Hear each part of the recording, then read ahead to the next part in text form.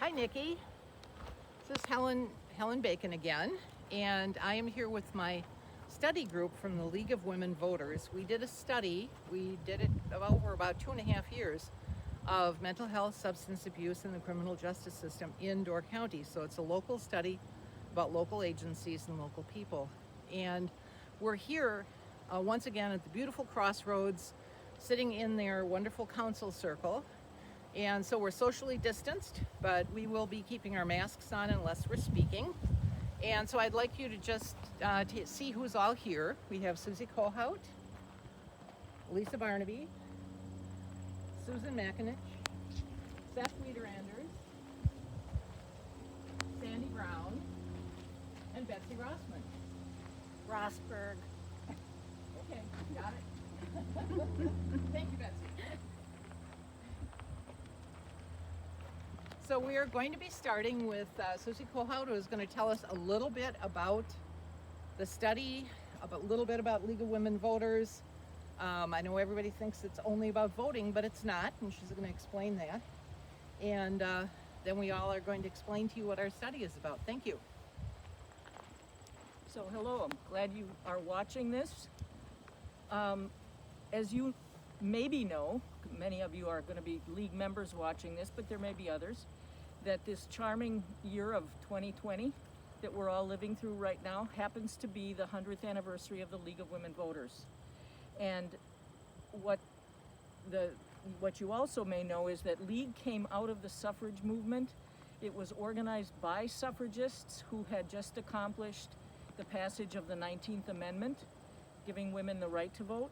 And so they organized it because they wanted this newly enfranchised group to have an opportunity to know how to vote, what government was about, what were the issues, what could they do about those issues. And so while most people know that we number one want people to vote and exercise being active during the voting process and election process, the other piece is to be an active voter and know the issues and know how to get issues adopted or changed or whatever.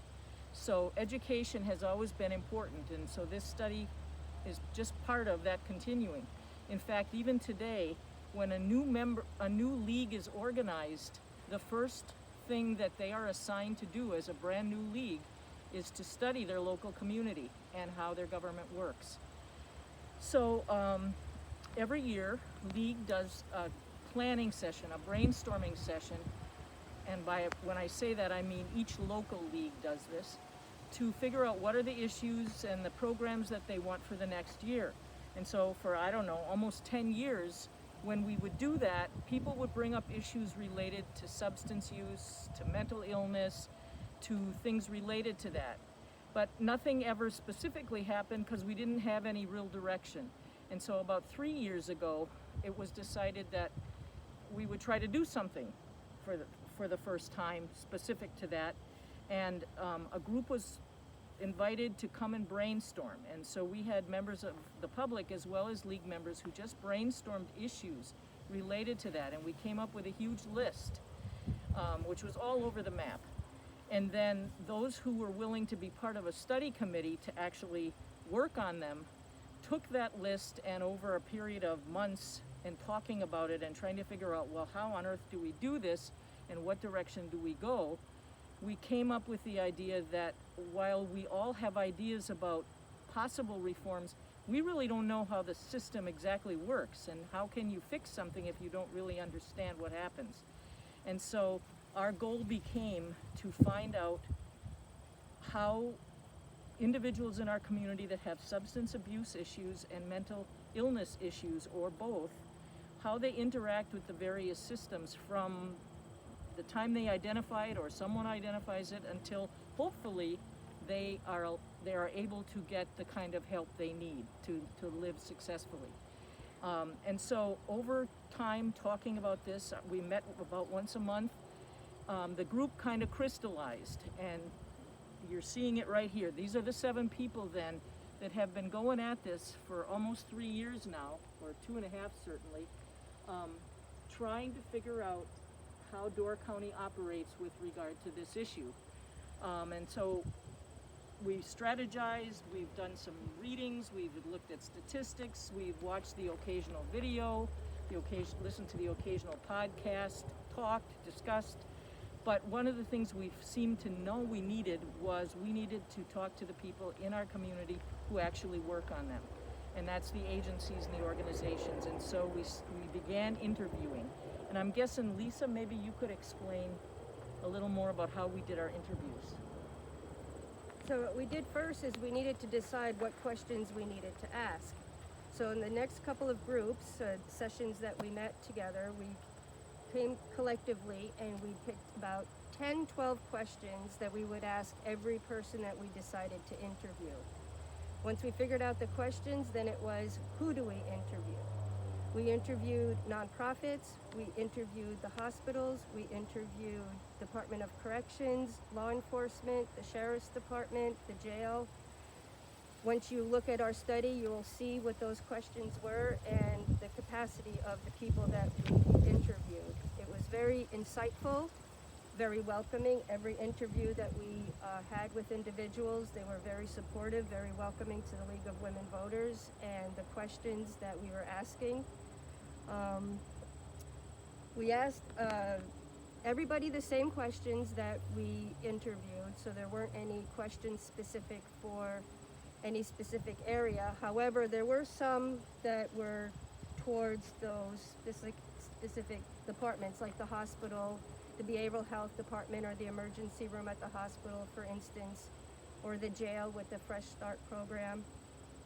And as they interview, for example, when we were interviewing the sheriff, as they'd answer our questions, they'd flesh out how it worked in their department, and then we could follow up. And in some cases, we followed up even after the interview with additional statistics that they'd send us and so on, so that we could get a sense of what they did.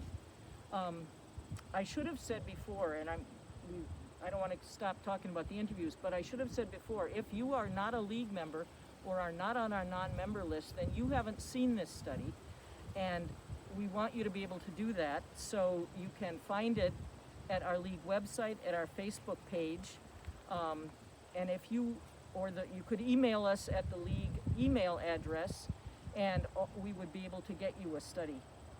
But it is on the website. Maybe you could explain the magic wand question. That if you could have, the magic wand question, if you could have anything, any resource or anything that you would want to help your program, your agency, your nonprofit work better, what would that be? So that was the question that brought a lot of attention. Some of the answers, again, for those of you who got to go read our study, but one of the big responses was finances and resources, and making connections in the community with what is available was one of the popular answers to that question.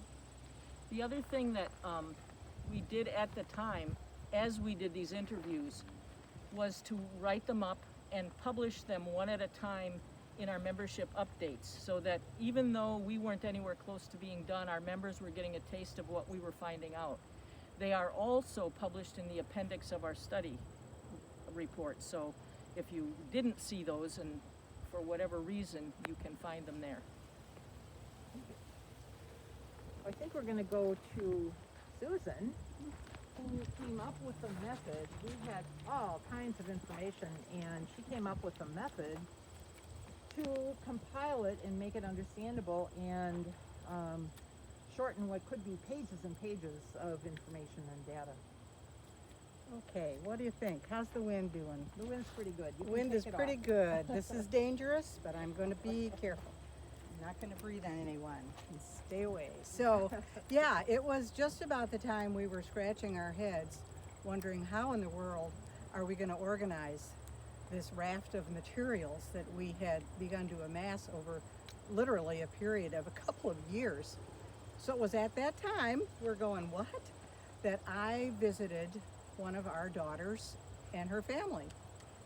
Now, my daughter and her husband just happened to be public health professionals, both of them.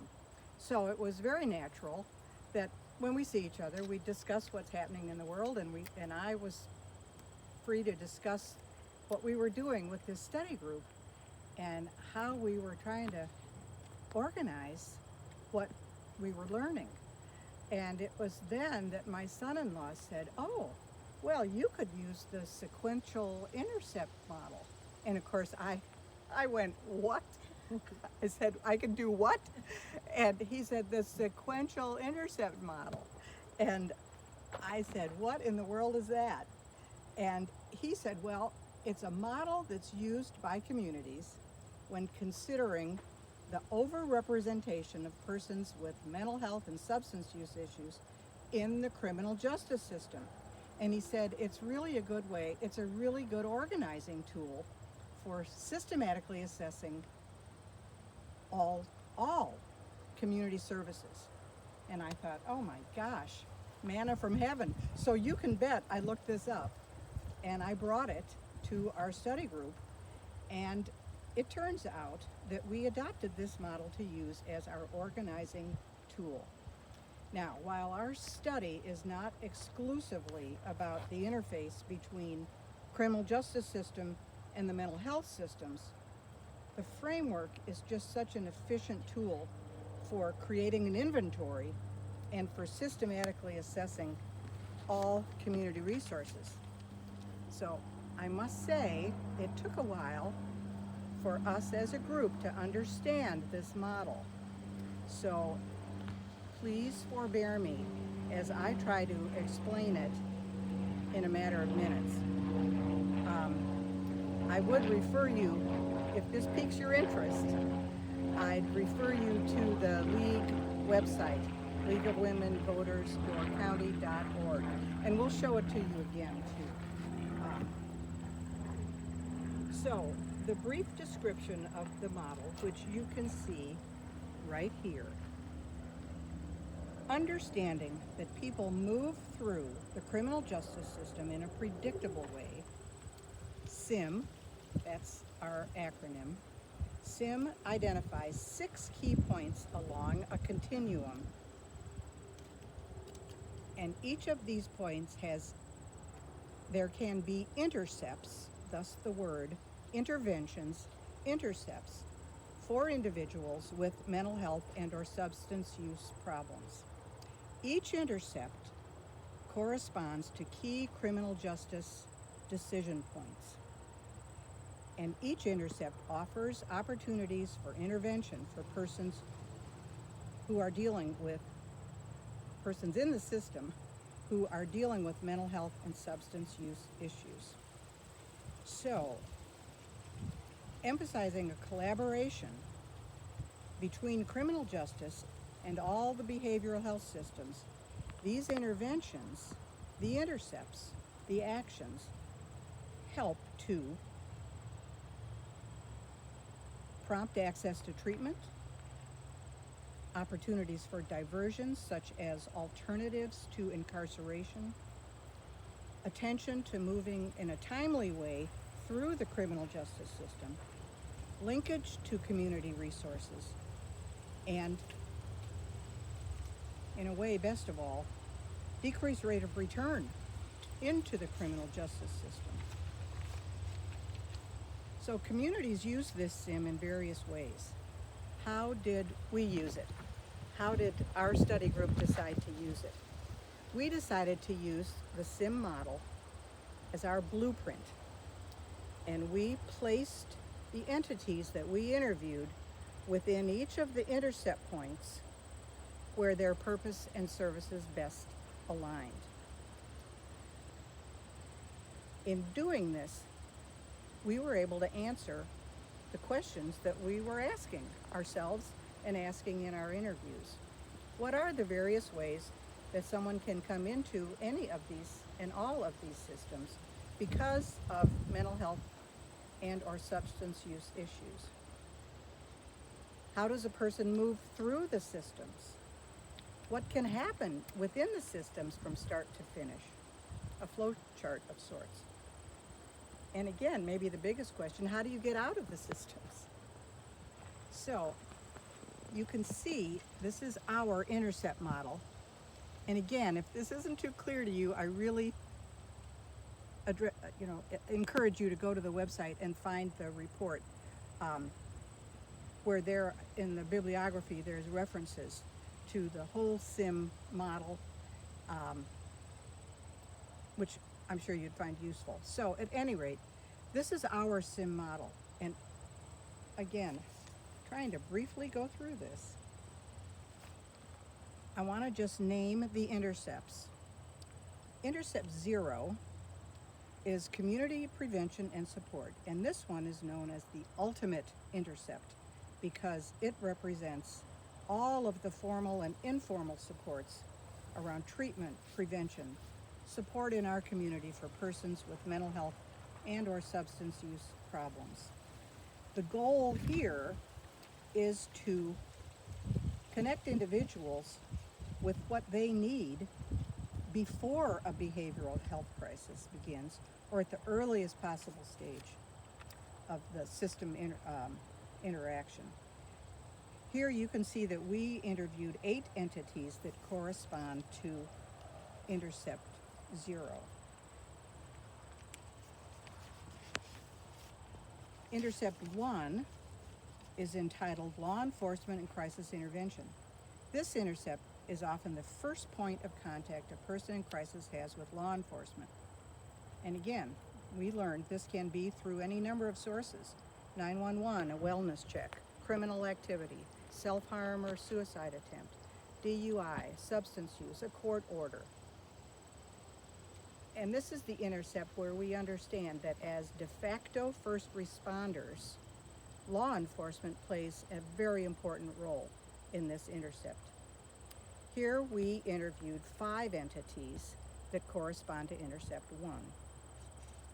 Intercept 2 is titled Initial Detention and Court Hearings. This intercept represents the initial post-arrest phase, when pre-arrest diversion to treatment or other alternatives are not available or possible. Post-arrest diversion programs are mainly the opportunities at Intercept 2, and here we interviewed 6 entities that correspond to Intercept 2. Intercept 3 is entitled Jails and Courts, and this intercept starts when people are held in pretrial detention, awaiting disposition of their criminal case, and this includes the period of incarceration. Ideally, offenders who meet criteria for an alternative to incarceration have already been filtered out in Intercepts 1 or 2. But we know that this is where there is the disconnect, and there's overrepresentation in our jails of people who suffer from mental health and substance use problems. We interviewed 8 entities within this intercept, Intercept 3. Intercept 4 is entitled Community Reentry Preparation. As a former nurse, this is what I'd call discharge planning.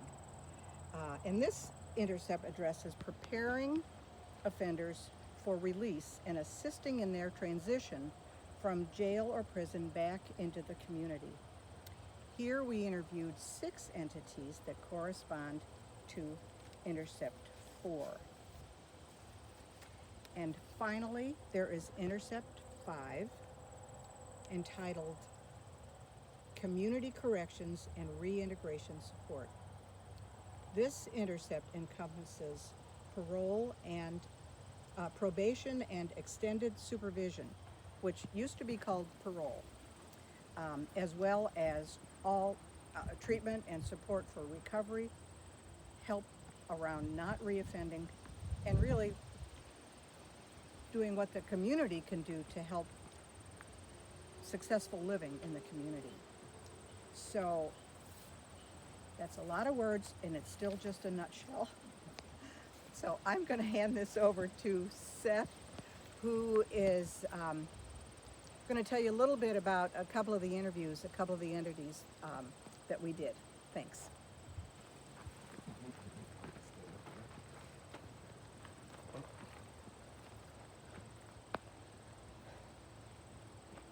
was going to speak a bit on where our local mental health resource drop-in center fits in to this study. When we started out with the committee, we set out to tackle the issues of mental health and the issue of substance abuse. I was fortunate enough to participate on a couple different interviews, and I was also privileged to be interviewed and to represent and describe what happens at Jack's Place. Without too much of the history there, Jack's Place is a small not-for-profit entity. We were under Lakeshore Cap. I'm wearing the shirt.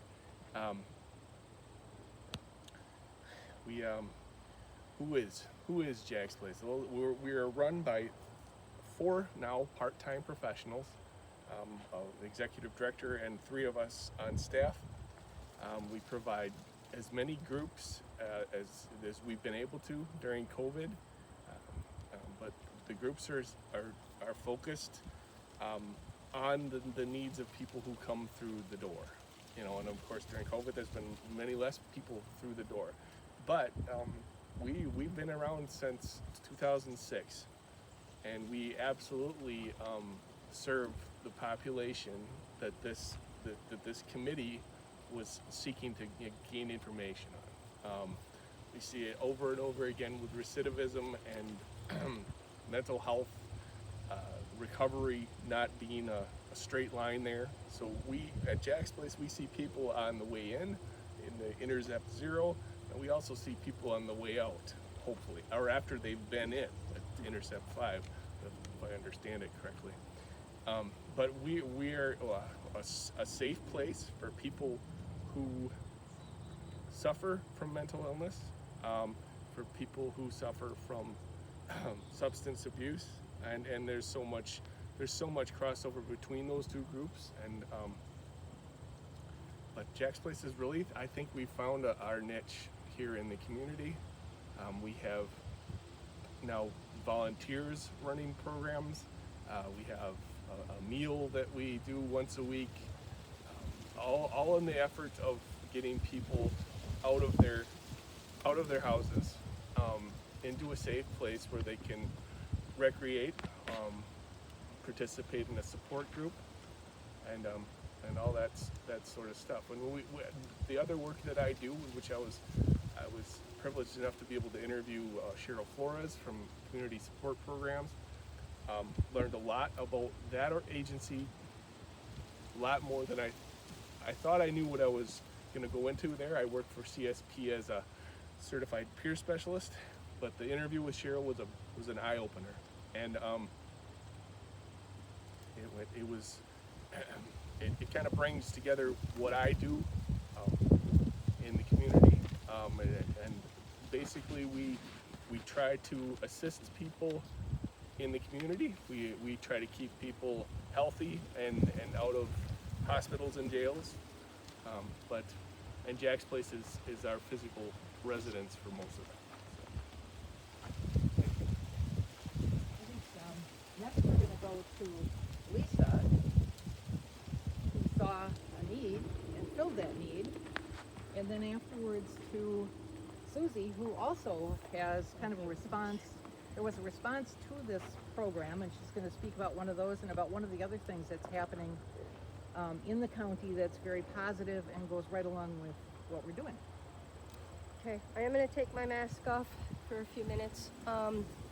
So during the study, we realized through the questions in our interviews, we realized that this is a wonderful community, and making connections between each organization and each government agency or nonprofit, I thought was important.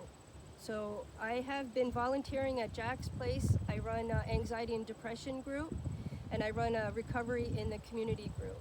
My goal for running these groups is to get more community engagement, finding more people who have long-term sobriety under their belt where they can mentor or sponsor other members in the community, as well as those that are dealing with anxiety, depression, anger, any of these mental health issues that plague our community and many communities actually.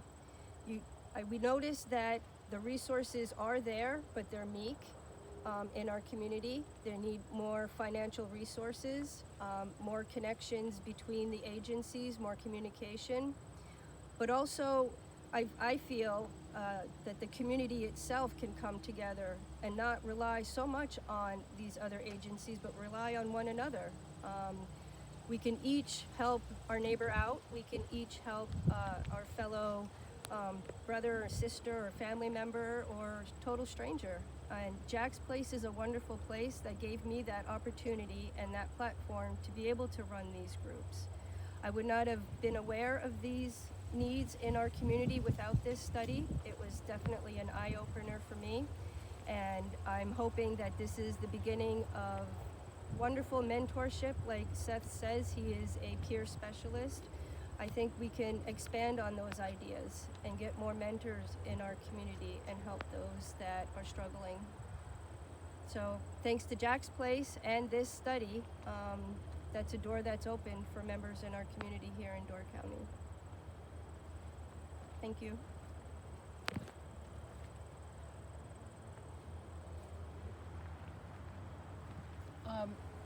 In a little while, you're going to hear some of our other members talk about what our next steps are.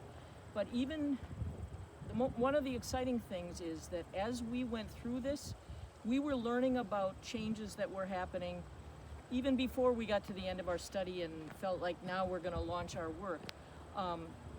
One of them is something called a treatment court, which we learned about when we interviewed our 2 circuit court judges. And we became involved in trying to set up an educational experience for the community that should have happened last April had there not been COVID.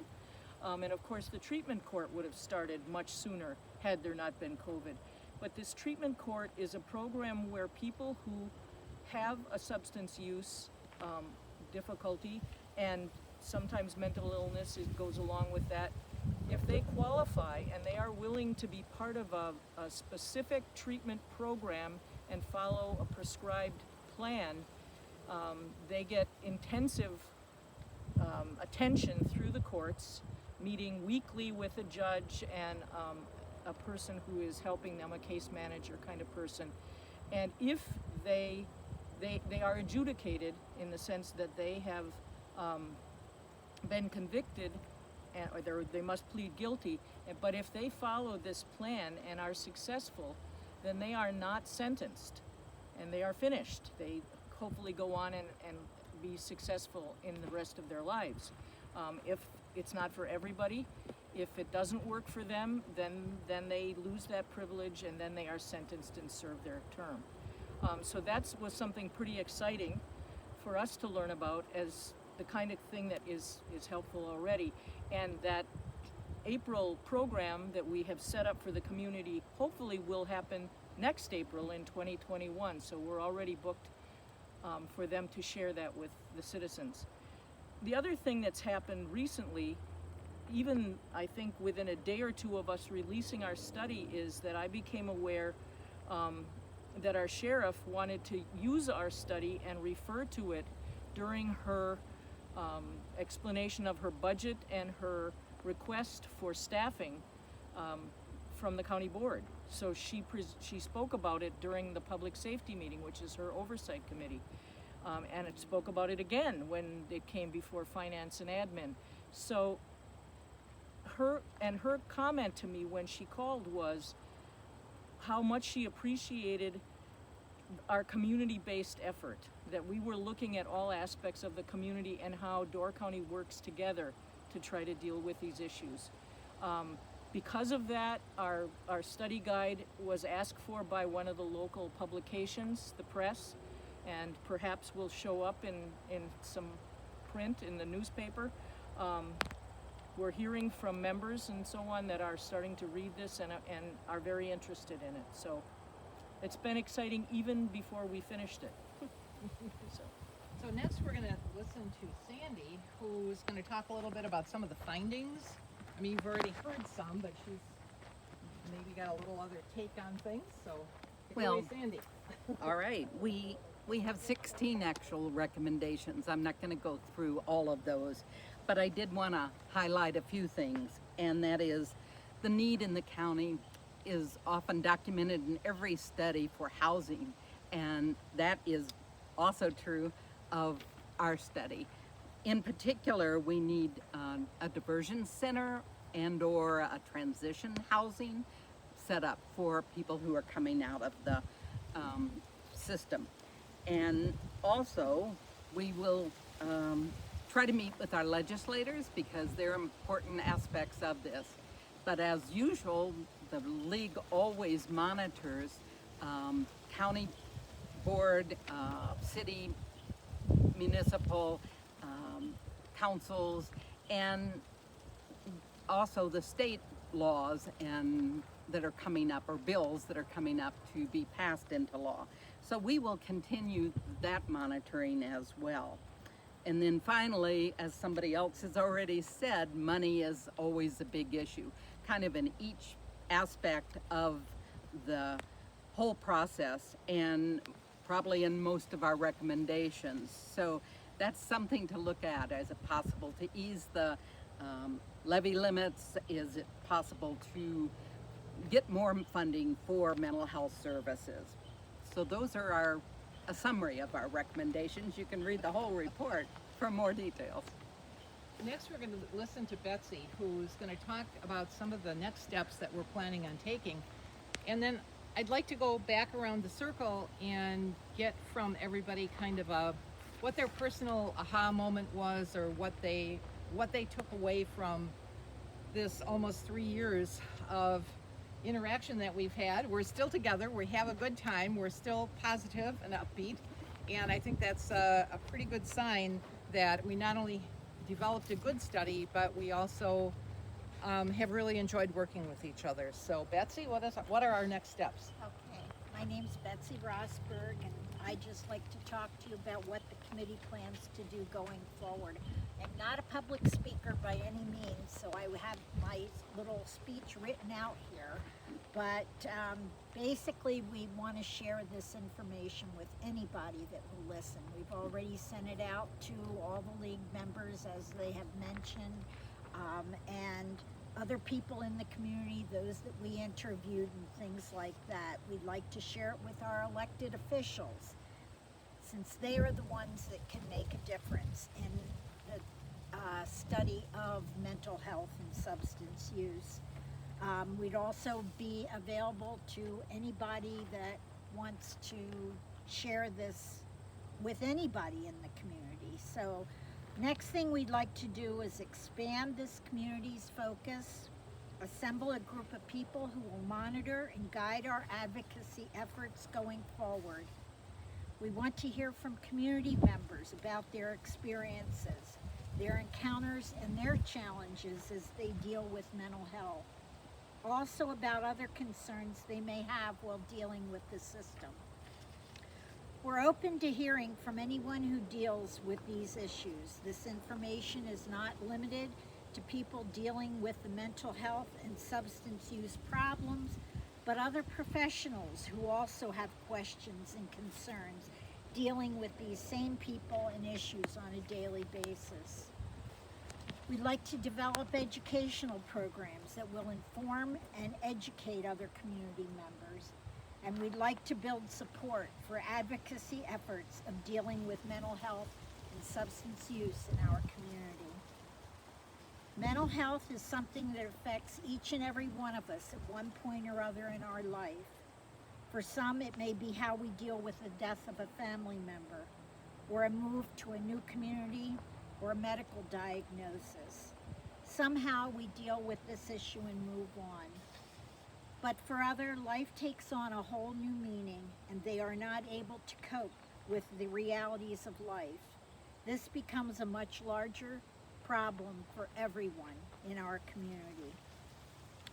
I'd like to share just a couple of things I learned through this journey into, my words, the unknown.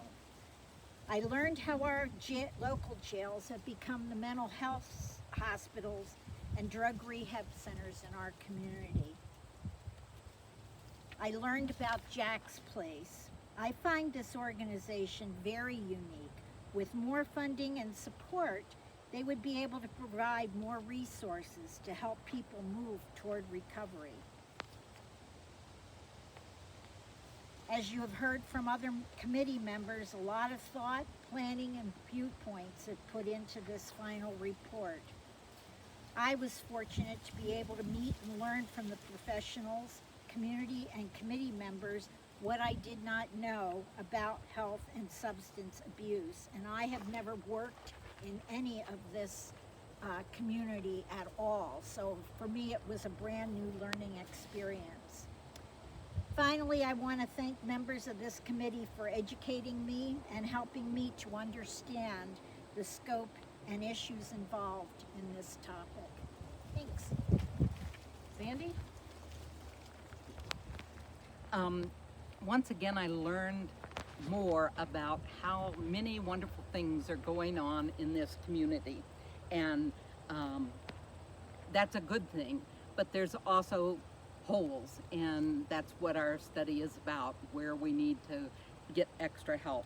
Since the 80s, we haven't spent the money that we need to on community services. So that's a big area. Once again, money. Thank you. Seth? I would echo the need for community collaboration on things. We do have a lot of resources, and we have a lot of not-for-profits that help people survive in the community.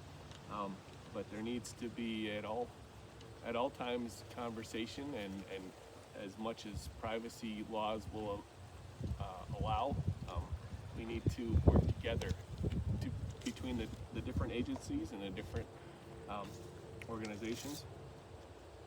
And we do need some sort of transitional living center in the county, in Sturgeon Bay, so that people who are recently on their feet after jail or the hospital have a place to transition, a 10-day or 2-week sort of facility. That's what I... Susan? Well, I think like the others, I am so impressed at the rich community Door County is. Devoted people. We are rich in resources. And oddly, maybe not so oddly, still the whole is still somewhat less than all of its parts. And I see a need, as Seth just mentioned, for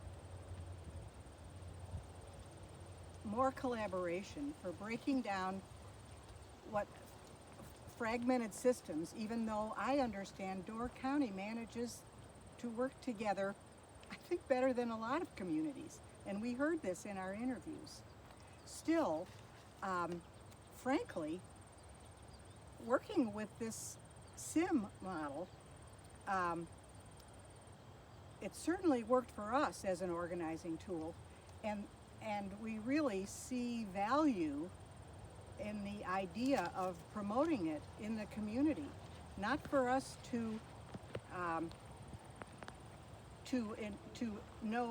not for us to insist upon it, but to provide it as an opportunity. So I would love to have a chance to talk with some of the key players in Door County about this model and how it might pull the systems together.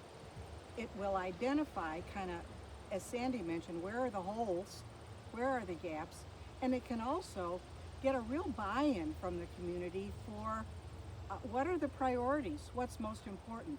We heard anecdotally that getting a transition house seems to rise to the top.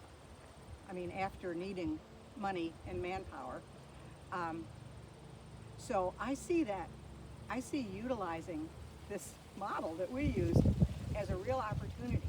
My aha moment was being reintroduced to Jack's Place. And I think a lot of us knew it in its beginnings, and the excitement around it as a drop-in center. And I just see it as a wonderful opportunity for persons who need it, for persons who want to plug in somehow and make a difference. That was my aha moment. Thank you. Lisa. Well, it's been an honor and a privilege to work with the League of Women Voters on this study. Helen's right, we worked together for quite a while and we have become friends. I would consider each and every one of this group friends. I learned that there's a lot of caring in this community. Each agency and each individual that we interviewed, it wasn't just a job for them. They genuinely cared about the people that they work with, all the way from law enforcement to the jail to the hospital, Help of Door County, Jack's Place. Everybody genuinely cares about the population that they're working with, and I think that was surprising to me. You hear often, oh, it's just a job, but I did not get any sense that it was just a job with anybody that we interviewed. So I was very impressed with that. I look forward to getting more community involvement. We did mention, there are holes in our system. We're not perfect in our community, and we did discover that, there are some areas that can be worked on, but there's a willingness to work on these areas, which I think is wonderful. And again, I'm rooting for the community, members in the community, banding together and becoming one and helping one another. So, thank you. Susie. Well, I echo a lot of what the others have said. I've thoroughly enjoyed this. I think all of us have spent untold hours thinking about the things we learned and puzzling over and wondering.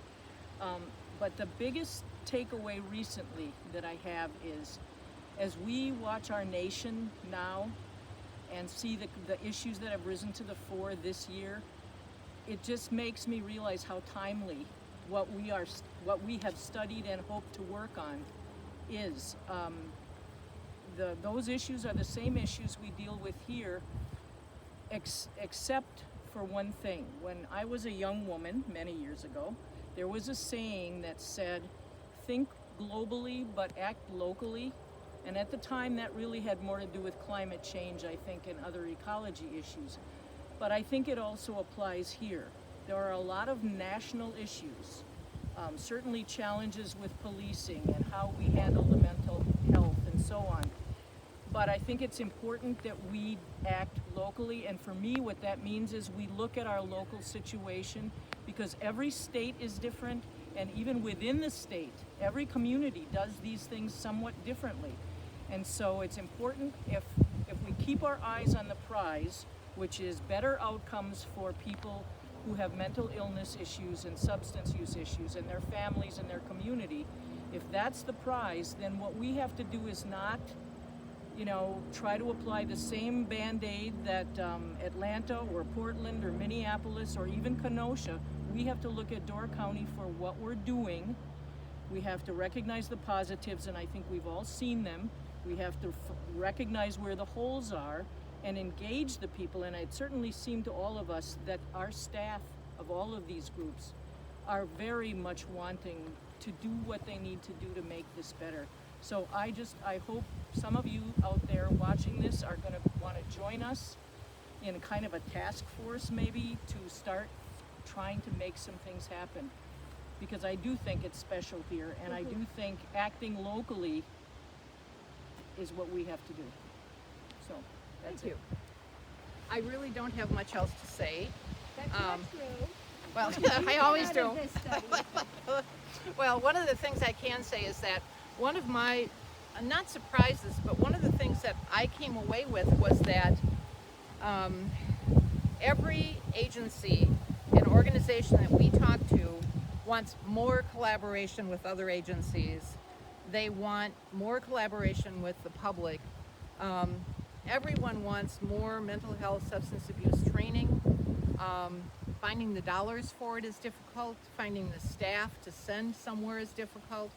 But almost everyone we talked to, that was major issues is more training, more collaboration. And a lot of times, I don't know if people realize it, but collaboration is difficult because every agency has its own rules and regulations, and they all have their firewalls. So to take those firewalls down is difficult, but everyone is really wanting to do that.